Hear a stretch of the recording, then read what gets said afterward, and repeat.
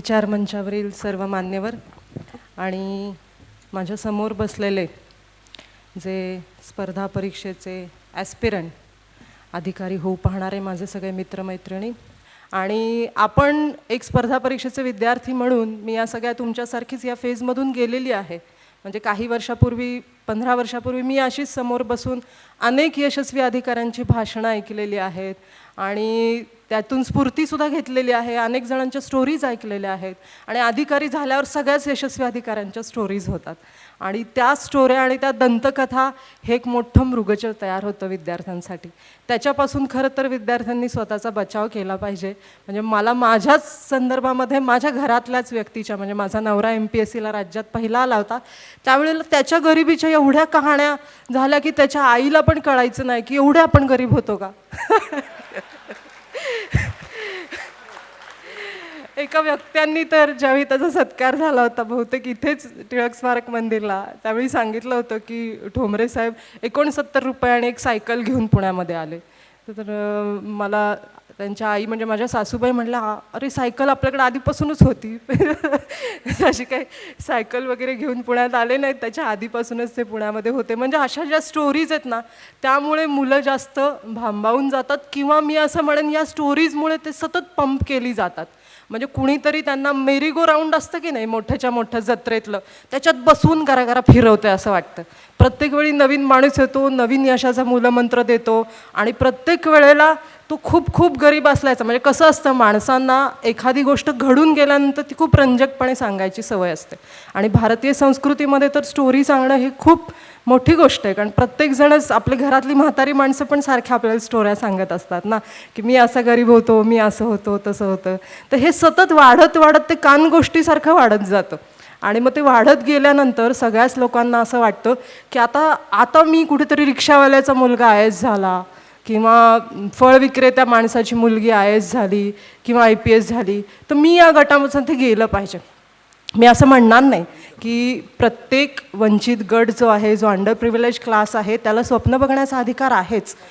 पण ज्या प्रकारे स्टोऱ्या ज्या वेगाने प्रसृत होतात त्या सगळ्यामध्ये स्वतःची असेसमेंट करण्याची संधी किंवा असेसमेंट करण्याची सुद्धा काही गरज आहे हे आपले विद्यार्थी विसरत आहेत का हे आपण लक्षात घेतलं पाहिजे. म्हणजे हे जर लक्षात नाही घेतलं तर मग स्वप्नीलसारखं जे उदाहरण आहे की स्वप्नील लोणकरचं काय चुकलं अशासारखे काही न्यूज आर्टिकल आपण ऐकले की 24 वर्षाच्या मुलांनी आत्महत्या केली. त्याच्यानंतर गेल्या 2 आठवड्यापूर्वीसुद्धा सप्तरंगला एक लेख आला होता की संतोषचं काय चुकलं अशासारखा की पुण्यामध्येच स्पर्धा परीक्षेचा अभ्यास करणारा हा मुलगा आहे आणि जो अगदी गाड्या धुण्यापर्यंतचं काम करतो आहे आणि आता तो हताश आणि हतबल झालेला आहे अशासारखं चित्र त्या लेखांमधून रंगवलं झालं. मला असं वाटतं की जर अशी माझ्या आजूबाजूची परिस्थिती असेल तर खरोखरपणे मी याचा विचार केला पाहिजे की या मृगजळामध्ये उतरण्यापूर्वी मला स्वतःला हे हवं आहे का नाही हे तपासून बघितलं पाहिजे. कारण ते तपासून न पाहता जर तुम्ही उडी मारलीत तर मग नंतर जसं मगाशी शेखर सर म्हटले की दोष द्यायला तुम्हाला अनेक गोष्टी आहेत, हजारो गोष्टी आहेत दोष द्यायला आजूबाजूला आणि नेहमी असं असतं की अपयशाला आईसुद्धा नसते पण यशाचे हजारो वाली असतात. तसं आहे, तसं अपयशी झालेल्या माणसाला अनेक प्रकारची निमित्त शोधावी लागतात किंवा मिळतात सुद्धा. मग आपण या सगळ्या यंत्रणेचा भाग होण्यासाठी काबिल होत की नाहीत हे खरोखर तपासल्याशिवाय याच्यामध्ये उडी घेऊ नका. मग आता हे जर घ्यायचं झालं तपासायचं झालं तर हे कसं तपासायचं तर मी तुम्हाला सांगते की शासकीय नोकरी आपल्याला कशासाठी हवी आहे याचा आधी तुम्ही सगळ्यात आधी शोध घ्या. आणि प्रत्येकाची खूप वैयक्तिक कारणं असू शकतात म्हणजे खूप खूप वैयक्तिक. म्हणजे मी स्वतः MPSC करायचं ठरवलं त्याचं कारण मी ज्या मुलाच्या प्रेमात पडले तो डेप्टी कलेक्टर झालेला होता म्हणून मी ठरवलं चला देऊयात. मग त्या काय घरचे तर काही लग्न लावून देणार नाहीत इतकं माझं वैयक्तिक कारण होतं. पण त्या सगळ्या परीक्षेचा अभ्यास करताना माझ्या लक्षात आलं की ही परीक्षा पद्धती मला खूप जॉयफुल आहे, मी आनंद घेते आहे या सगळ्या प्रक्रियेचा आणि या सगळ्यामध्ये मला काही शिकायला मिळतं आहे. आणि कॉन्स्टिट्यूशन जे आहे भारतीय संविधान जे आहे त्याच्याप्रती बांधिलकी ठेवून जर शासकीय अधिकाऱ्याला काम करावं लागत असेल तर ते भारतातलं सगळ्यात मोठं स्टेटमेंट आहे, अजेंडा स्टेटमेंट आहे. कोणत्याही कंपनीला स्वतःचं कॉन्स्टिट्यूशन लिहावं लागतं पण भारतीय शासनाचं कॉन्स्टिट्यूशन म्हणजे द कॉन्स्टिट्यूशन आहे, भारतीय संविधान आहे की ज्याच्या खाली आम्ही सगळे काम करतो आणि ज्या ध्येयांच्या प्रती आम्ही बांधील असतो. मग हे कॉन्स्टिट्यूशन कुणाप्रती बांधिलकी दाखवतं तर असंख्यांचं जे वेलफेअर आहे welfare of masses, goodness of many people. जर मी एखाद्या कंपनीमध्ये कामाला लागले असते तर मग कदाचित प्रॉफिट ऑफ फ्यू, की काही मुठभर लोकांच्या नफ्यासाठी मला काम करावं लागलं असतं. माझ्यापुढे अनेक पर्याय होते. मी स्वतः एमफिलसाठी मला ब्रिटिश काउन्सिलची स्कॉलरशिप मिळालेली होती. मला एमफिलला लंडन इंटर डिपार्टमेंटला साऊदम्प्टन कॉलेजला ॲडमिशन मिळाली होती. त्याचवेळी मी MPSCची प्रिलिम पास झालेले होते आणि मला वाटत होतं की आपण हेही करू शकतो तेही करू शकतो. पण माझ्या लक्षात आलं की एखाद्या बाईलासुद्धा, आता मी वैयक्तिकरित्या निर्णय कसा घेतला तुम्हाला सांगते. ते प्रेमाचं तर एक तुम्हाला सांगितलंच, पण त्याच्या पुढे जाऊन बाईला नेहमी कुशन हवं असतं. म्हणजे प्रायव्हेट सेक्टरमध्ये मी असं विधान करणं थोडं धाडसाच होईन, पण हे माझं आकलन आहे की गव्हर्नमेंट सेक्टरमध्ये बाई जास्त कुशंड असतं असं मला वाटतं. की तिला म्हणून तिचे निर्णय घेताना ज्या प्रकारचं संरक्षण घटनेने दिलेलं आहे, कायद्याच्या चौकटीने दिलेलं आहे, ज्या प्रकारच्या नियमांनी दिलेलं आहे, ते मला जास्त आकर्षक वाटलं. मला असं वाटलं की मी कमी व्हल्नरेबल असेल, म्हणून मी शासकीय यंत्रणेमध्ये पाऊल ठेवायचं ठरवलं. आणि हे लक्षात घ्या की जर तुम्हाला अधिकारी व्हायचं असेल ना तरच तुम्ही अधिकारी होऊ शकता. म्हणजे एखाद्या वेळेला आई वडिलांनी ठरवलं म्हणून एखादा मुलगा डॉक्टर होऊ शकतो पेमेंट सीट भरून, किंवा तो परीक्षेचा अभ्यास मारून मुटकून करून, किंवा इंजिनियरसुद्धा होऊ शकतो. आता इंजिनियर्सच्या संख्येने खूपच असतात, त्यामुळे सीट्सची संख्या पण खूप जास्त आहे डॉक्टरांच्या तुलनेने. पण एखादा माणूस मला आई वडिलांनी ठरवलं म्हणून काही UPSC वगैरे होत नाही. तर त्यासाठी अभ्यास जो करावा लागतो त्याला स्वतःला करावा लागतो आणि खूप सेल्फ मोटिवेटेड व्हावं लागतं. त्यामुळे जर तुमच्या आईवडिलांनी सांगितलं असेल तर तू अधिकारी हो, तर ते तर पहिलं बाजूला ठेवा.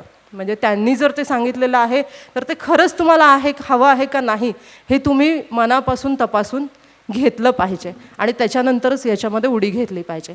गेल्या आठवड्यामध्येच DP अग्रवाल सर, जे UPSCचे 6 वर्ष चेअरमन होते, त्यांच्याबरोबर मी एका कार्यक्रमाला होते. DP अग्रवाल सरांनी एक खूप मस्त गोष्ट सांगितली. 6 वर्ष म्हणजे मला वाटतं UPSCच्या टेन्युअरमधले सगळ्यात जास्त काळ असणारे अध्यक्ष होते DP अग्रवाल सर. आणि त्यांची ख्याती पण खूप मोठी आहे की जे इंटरव्ह्यूला खूप कमी मार्क द्यायचे. म्हणजे मी स्वतः ज्यावेळी UPSCचा अभ्यास करत होते त्यावेळी सर चेअरमन होते आणि ते इतके कमी मार्क द्यायचे की आम्ही प्रार्थना करायचो की त्यांचं पॅनल आपल्याला इंटरव्ह्यूला नसावं म्हणून. तर त्यांनी सांगितलेली एक गोष्ट मला खूप आवडली की ते म्हणाले की आम्ही UPSCमध्ये रेकमेंडेड किंवा नॉट रेकमेंडेड असं म्हणतो, पण तुम्ही सरसकटपणे पास आणि नापास असा शिक्का स्वतःवरती लावून घेता.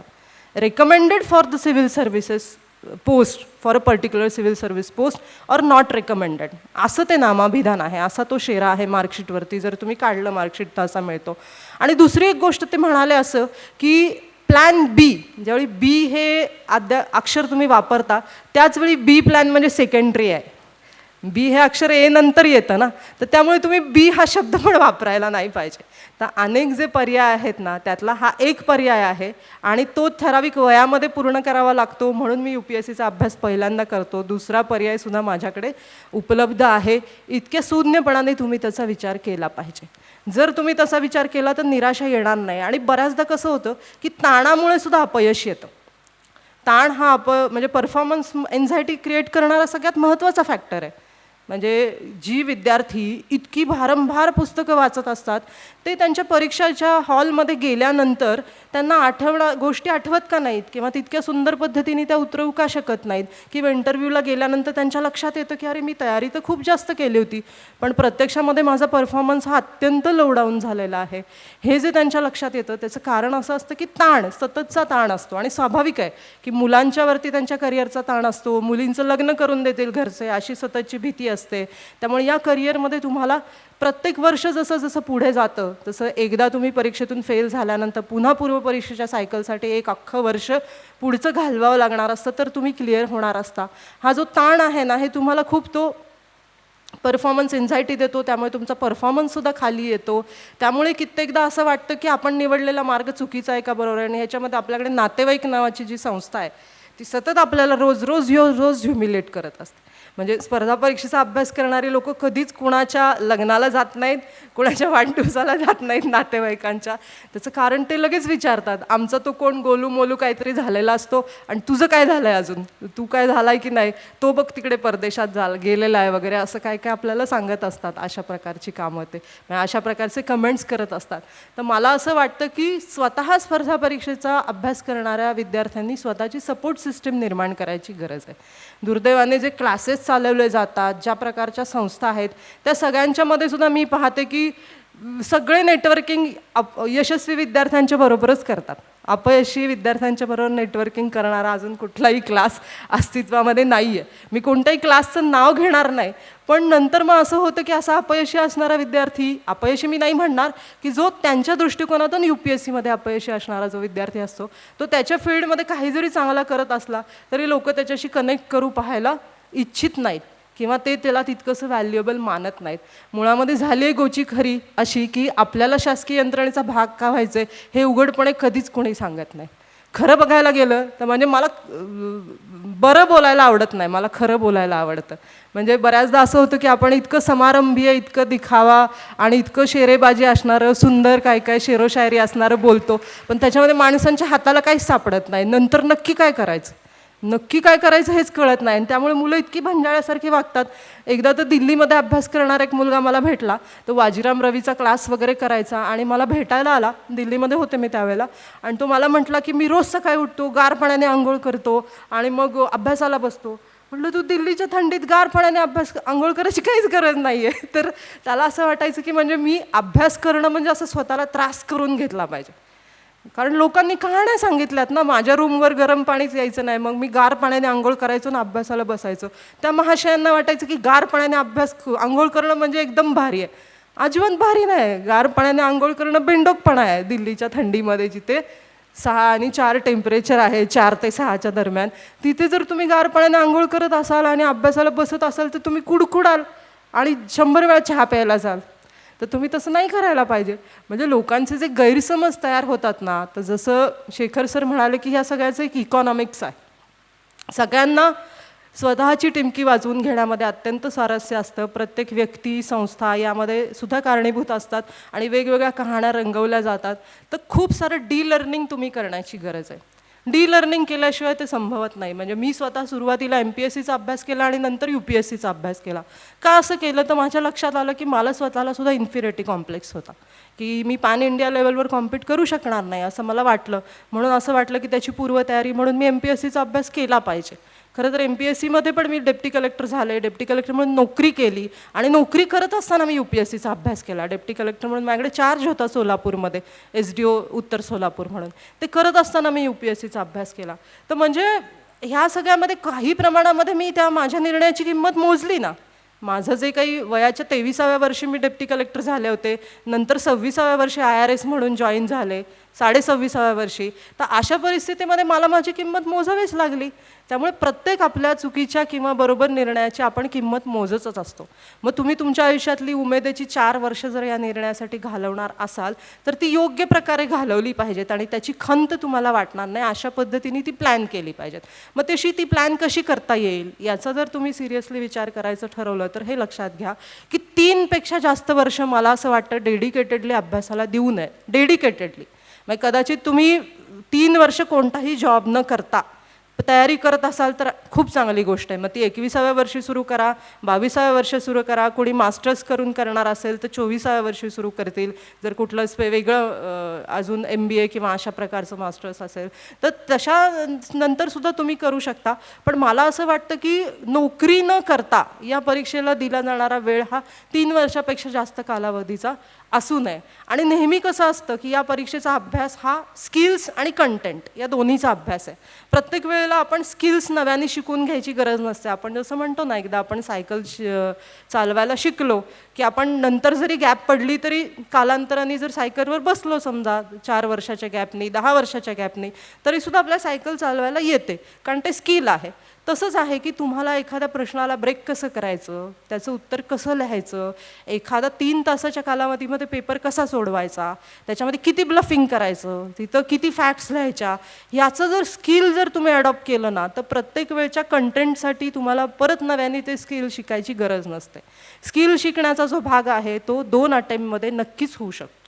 तर तो जर भाग तुम्ही स्किल शिकण्याचा 2 अटेम्प्टमध्ये जर उरकून घेतलात तर नंतरच्या वेळामध्ये तुम्ही नोकरी करत करत सुद्धा अभ्यास करू शकता. आणि बऱ्याच ऑफिसर्सनी म्हणजे जे अगदी IAS होऊन UPSCमध्ये फर्स्ट येतात त्या सगळ्यांनी रँक इम्प्रूव्हमेंट केलेली असते. मग ही रँक इम्प्रूव्हमेंट करणारी माणसं ऑलरेडी त्यांच्या ट्रेनिंगमध्ये असतात, काही काही वेळेला चार्जसुद्धा होल्ड करत असतात.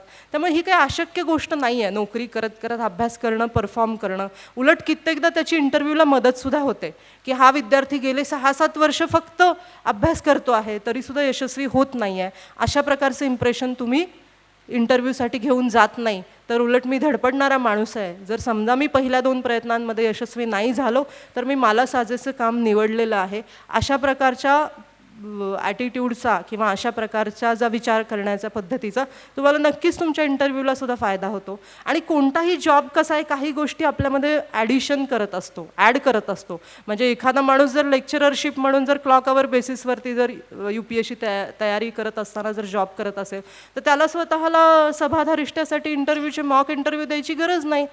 तो इतका तयार झालेला असतो, अगदी 60 विद्यार्थ्यांच्या समोर तो रोजची 45 मिनटं शिकवत असतो. तर अशा प्रकारे अनेक जे जॉब्स असतात हे आपल्याला स्ट्रगल करण्याची, प्रॉब्लेम सॉल्विंगची सवय लागतात. त्यामुळे जॉब न करता UPSCचा अभ्यास केला पाहिजे यासुद्धा गैरसमजातून आपण बाहेर आलं पाहिजे. एका ठराविक कालावधीनंतर आपण अवश्य जॉब केला पाहिजे असं मी म्हणेन. आणि दुसरी गोष्ट मी असं म्हणेन की मुलींच्या बाबतीमध्ये नेहमी असं असतं की लग्न आणि त्याचे प्रेशर्स या सगळ्यामध्ये UPSCचा अभ्यास मॅनेज होत नाही. म्हणजे गेल्यासुद्धा एका वर्षामध्ये अशी एक घटना घडली की लग्न झालेल्या एका मुलीला आत्महत्या करावी लागली आणि तिने तिच्या चिठ्ठीमध्ये लिहिलं की ही सगळी सासरकडची मंडळी मला टोचून बोलत आहेत आणि ते मला असह्य होत आहे. तर मला असं वाटतं की त्याला कसं डील करायचं हा तिचा तो वैयक्तिकसुद्धा प्रश्न असू शकतो, पण लग्नानंतर सुद्धा UPSCचा अभ्यास करता येतो.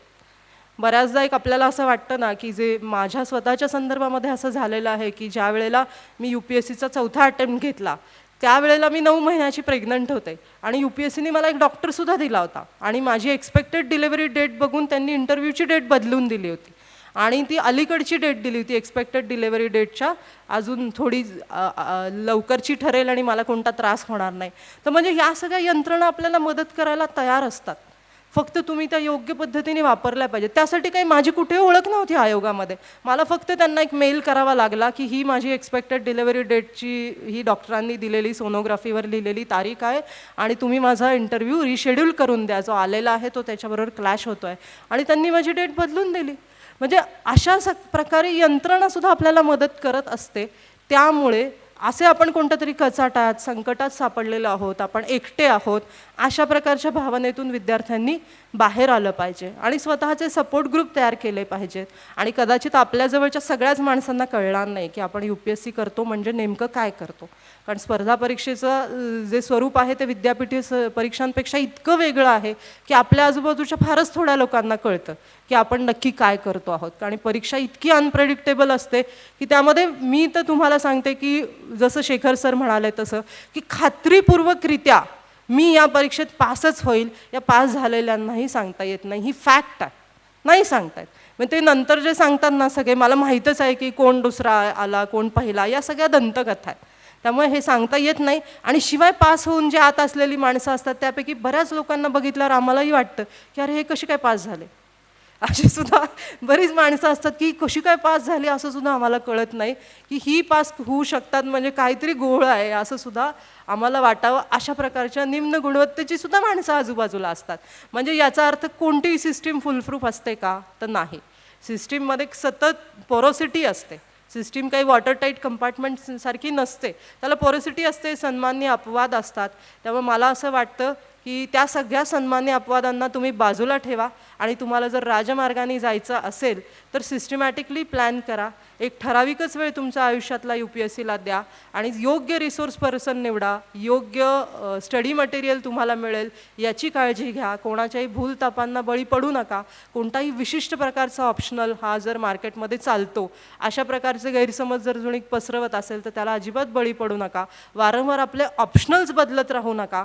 स्किल्सवरती काम करा. रायटिंग स्किल्स हे अजूनही UPSCची जी मेन्स परीक्षा आहे ही सगळी रायटिंग स्किल्सची परीक्षा आहे. तुम्ही परीक्षेमध्ये जाऊन 3 तास तुम्हाला लिहावं लागतं, पण दुर्दैवाने शेवटची घंटा होईपर्यंत मुलं वाचतच असतात. म्हणजे असं काही वाचायचीच परीक्षा आहे, पण लिखाणाची परीक्षा कोणी करत नाही. लिटरली त्यांचा हातसुद्धा वॉर्मअप झालेला नसतो. मग ते स्प्रे वगैरे, ते वॉलिनी स्प्रे नेऊन परीक्षा वगैरे देतात, कारण हातच वॉर्मअप झालेला नसतो, 4-4 दिवस लिहिलेलं नसतं. अशा परिस्थितीमध्ये तुम्ही जर परीक्षा देत असाल तर रणांगणावर जे करायचं आहे ते न करता वेगळ्याच गोष्टींचा तुम्ही व्यायाम करता आहात. असा जर प्रकार असेल तर मग चुकीच्या दिशेने तुमची तयारी जाईल आणि मग तुम्ही नंतर असं म्हणायला लागाल की UPSC हे फ्लूक आहे.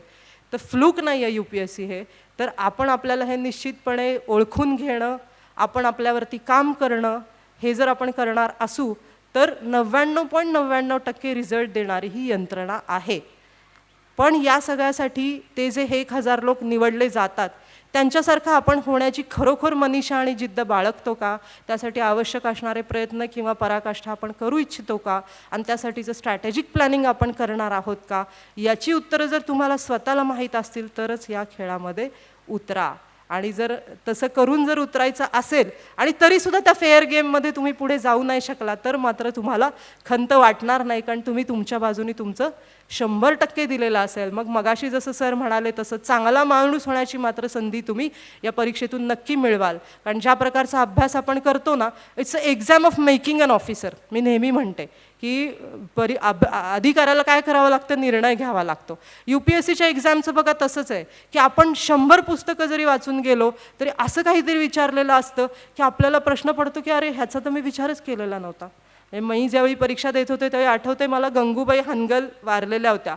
सगळ्या मुलांनी त्या गंगूबाई हनगलांच्या जन्ममृत्यूपर्यंत सगळे त्यांचे खाजगी इव्हेंट पण पाठ केलेले होते. पण प्रश्न काय विचारला होता UPSCने की what is the difference between Carnatic music and उत्तर Hindustani classical music, explain with examples. तर UPSCनी त्यांच्या बास्केटच्या नेहमी बाहेर जंप घेतलेली आहे. तर अशी का जंप घेते UPSC? कारण अधिकाऱ्याला कधीच रेडीमेड प्रश्नांना तोंड द्यावं लागत नाही. अधिकाऱ्यांना येणारे प्रश्नसुद्धा नेहमी अकल्पनीय असतात, अवर्णनीय किंवा फिक्टिशियस वाटावे असे वेगळे असतात. कल्पनाही करू शकत नाही आपण की आज सकाळी ऑफिसला गेल्यावर तिथे काय वाढून ठेवलेलं असेल. तर ते असे वाढून ठेवलेले रेडीमेड कोणत्या गाईडमधले प्रश्न ज्या विद्यार्थ्यांना सोडवता येतात मग त्यांना ऑफिसर होण्याची क्षमता खऱ्या अर्थाने येत नाही. म्हणून या परीक्षेची काठिण्य पातळी इतर परीक्षेपेक्षा खूप वेगळी असते आणि ती सतत सिलेबसच्या बाहेर उभी असलेली परीक्षा असते. त्यामुळे मग ह्या गुणाचा तुम्ही जास्त काळजीपूर्वक विचार करा. मग त्याला एक मॅनेजमेंटमधलं प्रिन्सिपल आहे की नोनवरून अननोनकडे कसं जायचं. तर प्रेडिक्टॅबिलिटीसुद्धा आपल्याला आपल्या सिलेबसवरून सुद्धा आपल्याला येणाऱ्या प्रश्नांची करता येते. अशासारख्या प्रिन्सिपल्सपर्यंत जाऊन तुम्ही तुमच्या सिलेबसचा विचार केला पाहिजे. बऱ्याचदा असं होतं की मुलं याच्यातच खेळत राहतात की मी माझा सगळा सिलेबस कव्हर कसा करेन, सगळी पुस्तकं वाचेन कसं. पण ते सगळं वाचल्यानंतर डायजेस्ट करायचं आहे आणि त्याच्या पलीकडे विचारल्या जाणाऱ्या प्रश्नांना इमॅजिनसुद्धा करता आलं पाहिजे. तर हे सगळं करण्यासाठी तुम्हाला मनापासून शुभेच्छा. आणि या सगळ्या अकॅडमीचा जो मोटो आहे तो पाहता म्हणजे फक्त यशस्वी होणारे विद्यार्थी नाही तर नॉट रिकमेंडेड असणारे विद्यार्थीसुद्धा त्यांच्या आयुष्याच्या वेगवेगळ्या प्रांतांमध्ये कुठल्या ना कुठल्या वेगवेगळ्या शिखरांवरती विराजमान होणार आहेत. इतका सुंदर, नोबल आणि मानवतावादी मोटो असणाऱ्या या अकॅडमीची निर्मिती केल्याबद्दल ज्ञानेश्वर मुळे यांचे मी मनापासून अभिनंदन करते आणि सर्व विद्यार्थ्यांना मनापासून शुभेच्छा देऊन माझे 2 शब्द संपवते. धन्यवाद. जय हिंद, जय भारत.